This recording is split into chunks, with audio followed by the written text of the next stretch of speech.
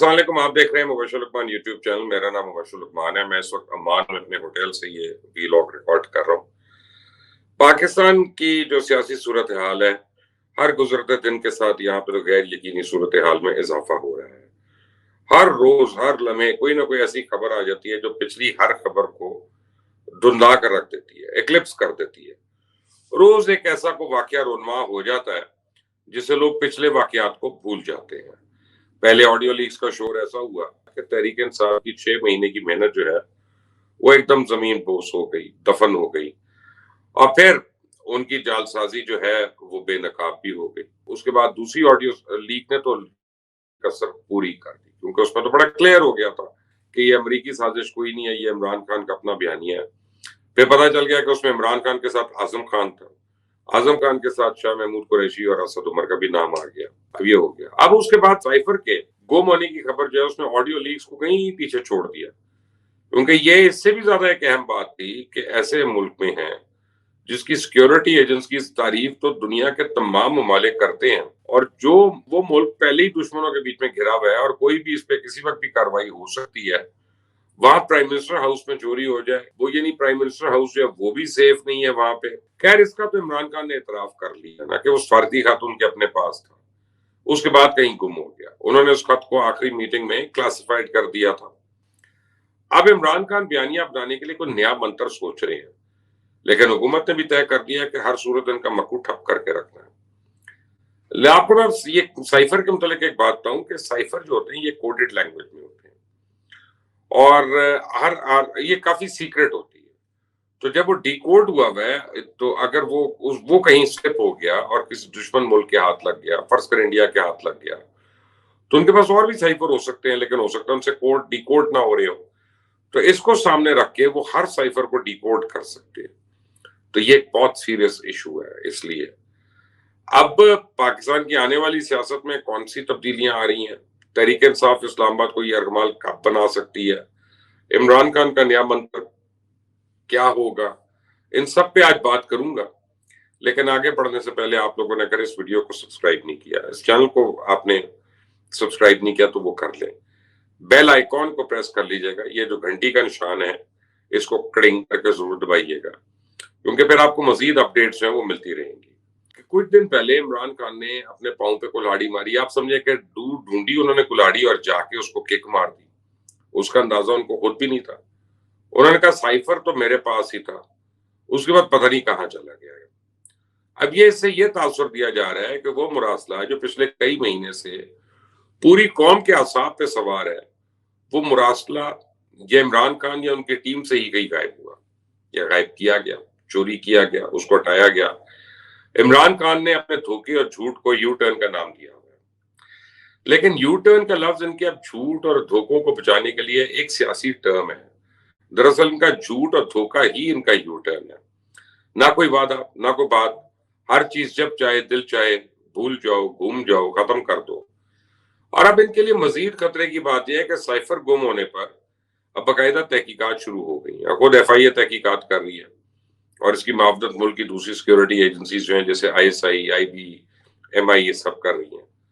لیکن یہاں ایک بات قابل غور ہے کہ وہ تحریک انصاف جو پہلے شور مچا رہی تھی کہ سائفر کی تحقیقات کروائی جائے، اب تحقیقات چاہتی ہے کہ نہ ہو۔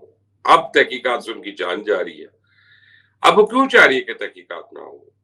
وہ کیوں ایف آئی اے کے اوپر عدم اعتماد کا اظہار کر رہی ہے؟ حالانکہ یہاں تو صرف ایف آئی اے تو تحقیقات نہیں کر رہی، بلکہ اس کے ساتھ ملک کی تمام بڑی سیکیورٹی ایجنسیز ہیں۔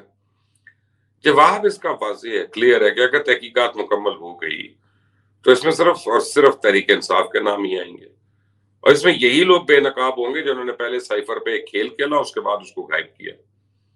آپ اسے اپنے سیاسی عزائم کا پیٹ بھرنے کے لیے آپ استعمال کرتے رہے، اپنی مرضی کے منٹس لکھے آپ نے، پھر اس کے بعد اسے پکڑے جانے کے ڈر سے منظر نامے سے ہی غائب کر دیا گیا۔ اب جب اس کی تحقیقات مکمل ہوں گی تو اس میں عمران خان اور ان کے ساتھیوں کے لیے خطرناک بات تو یہ ہے کہ اگر ان کا نام آیا تو قانون کا شکنجہ ان کے لیے مزید سخت ہونے والا ہے۔ کتنی باری جا کے اپنی من پسند عدالت سے اپنے لیے ریلیف لے سکیں گے؟ وہ شاید دوسرے کیسز میں گرفتاری سے تو بچ جائے، لیکن اس کیس میں گرفتاری ہو بھی سکتی ہے، کیونکہ یہ تو ملک کی سیکیورٹی اور اس ملک کے ساتھ لیے گئے حلف کا جو ایک مذاق بنا لیا۔ جو ایک ملک کا سربراہ اٹھاتا ہے، اس وجہ سے آج کل ذرا بڑی بے چینی جو ہے وہ پڑ رہی ہے ان کو۔ عمران خان اب اس طرح کے تمام کیسز سے بچنے کے لیے عوام کا استعمال کرنے جا رہے ہیں۔ جو لانگ مارچ ستمبر میں ہونے والا تھا وہ اکتوبر کے دوسرے ہفتے میں کسی وقت ہو سکتا ہے۔ کیس مارچ کو کامیاب بنانے کے لیے دن رات ملاقاتوں کا ایک سلسلہ جاری ہے۔ پہلے کے پی کے کے بعد پنجاب کا سفر، پھر ایک بار پھر کے پی کے کا سفر۔ بڑے اہم فیصلے ہو رہے ہیں، پوری حکمت عملی بھی تیار ہونی ہے کہ کس طرح لوگوں کو ایک نئی ٹرک کی بتی کے پیچھے لگایا جائے گا، کیسے ان کو ایک نیا معجون بیچا جائے گا۔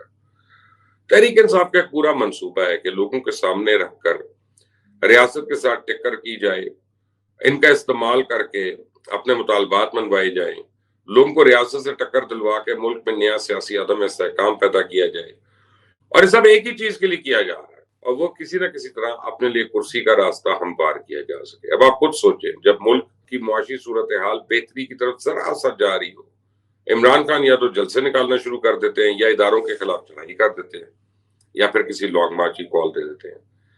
اور اس بار بھی جیسے ملک میں ڈالر کی قیمت میں روز بروز کمی ہو رہی ہے، ایک لمبے عرصے کے بعد معاشی گوشوارے منشی کی بدائے مثبت سمت جا رہے ہیں، سرمایہ کاروں کا اسحاق ڈار پہ اعتماد بڑھتا جا رہا ہے۔ اس وقت عمران خان اسلام آباد مارچ کی کال دینے والے، یعنی 2014 میں بھی بالکل ایسے ہی ہوا۔ دھرنے کی وجہ سے ملک کی معیشت کو اربوں روپے کا نقصان ہوا۔ غیر ملکی سرمایہ کاروں نے سرمایہ کاری سے منع کر دیا، جو ڈی ایف آئیز تھے انہوں نے انویسٹمنٹ کرنے سے انکار کر دیا۔ میں موجودہ سرمایہ کاروں نے بھی اپنے ہاتھ پیچھے کر لیا، اور اس سے بڑا ستم یہ ہے کہ لوگوں کو سول نافرمانی کے لیے اکسایا گیا۔ لوگوں کو کہا گیا کہ بجلی اور گیس کے بل چلا دو، کوئی ٹیکس نہ دو۔ عوام کا درد رکھنے والا کوئی لیڈر اپنے ہی ملک کے لوگوں کے ساتھ بھلا ایسا کرتا ہے؟ کوئی ایسا سوچ سکتا ہے کہ میرے کام سے اس ملک کو نقصان کتنا پہنچ سکتا ہے؟ یہ صرف ایک ایسا ہی شخص سوچ سکتا ہے جسے عوام کا کوئی دکھ نہیں، کوئی درد نہیں، جو ایک بار پھر صرف اپنی ضد اور انا کی تسکین کے لیے طاقت کے ایوانوں پہ قبضہ چاہتا ہے۔ لیکن اس بار جو حالات بن رہے ہیں، اب اس کا کوئی لگتا نہیں کہ منجن بکے گا۔ تحریک انصاف کی اپنی صوبائی حکومتوں نے ملک کے 2 بڑے صوبوں کا ستیہ ناش کر کے رکھ دیا۔